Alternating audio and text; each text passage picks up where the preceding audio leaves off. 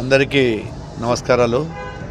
ఈరోజు శ్రీ గురుదత్త దత్తాత్రేయ స్వామి జయంతి సందర్భంగా భక్తులందరికీ కూడా శుభాకాంక్షలు, అభినందనలు.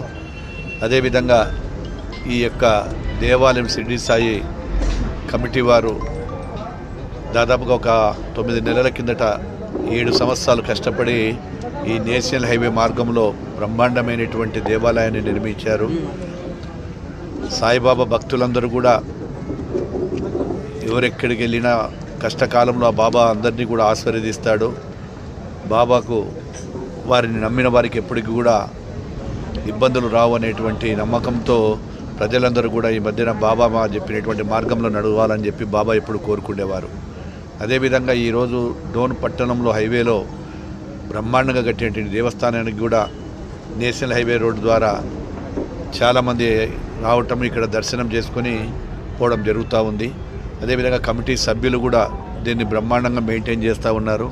వారికి కూడా శుభాభినందనలు తెలియజేస్తూ ఉన్నాము.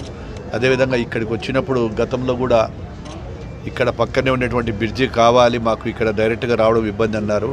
మొన్ననే కలెక్టర్ గారితో మాట్లాడి శాంక్షన్ కూడా ఇవ్వడం జరిగింది. వీళ్ళకి తెలుసులో లేదో తెలియదు. అందుకే స్వామివారికి ఈరోజు నాకు దేవుడు ఇక్కడికి రప్పించాడని అనుకోలేదు, ఇక్కడికి వస్తున్నానని. సరే, వచ్చిన తర్వాత చెప్దామని అనుకున్నాము.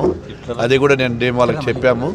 ఒక 10-15 రోజుల లోపల టెండర్ ఆ బ్రిడ్జికి సంబంధించినటువంటి ₹1 కోటి చిల్లర ఎంతనో చెప్పారు ఎస్టిమేషను.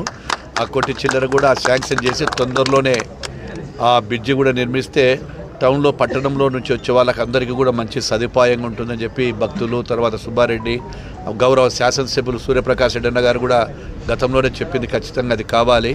భక్తులందరూ కూడా కమిటీ వాళ్ళు వచ్చి నా దగ్గరికి వచ్చి పోయినారని చెప్పి ప్రకాష్ రెడ్డి అన్న కూడా చెప్పడం జరిగింది. వారి కోరిక మేరకు, భక్తుల కోరిక మేరకు కూడా మొన్న 2వ తారీఖు అక్కడ మీటింగ్ జరిగినప్పుడు నేను ఆ డిపార్ట్మెంట్ వారికి కూడా పిలిచి శాంక్షన్ చేస్తే సంతకం కూడా పెట్టడం జరిగింది.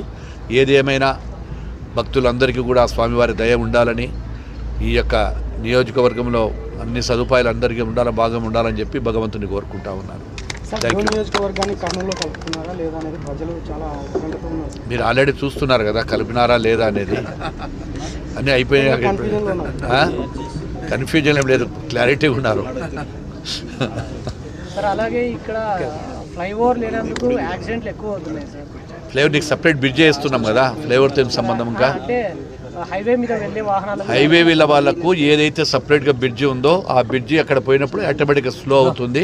దానికి సంబంధించిన ఏదైనా ఉంటే గిన సేఫ్టీ మెజర్మెంట్లు కానీ, సేఫ్టీ సంగతులు కానీ ఏదైనా ఉంటే నేషనల్ హైవే వాళ్ళకి చెప్తాను. దానికి సంబంధించినటువంటి సేఫ్టీగా కూడా చర్యలు తీసుకుంటాము. ఓకే.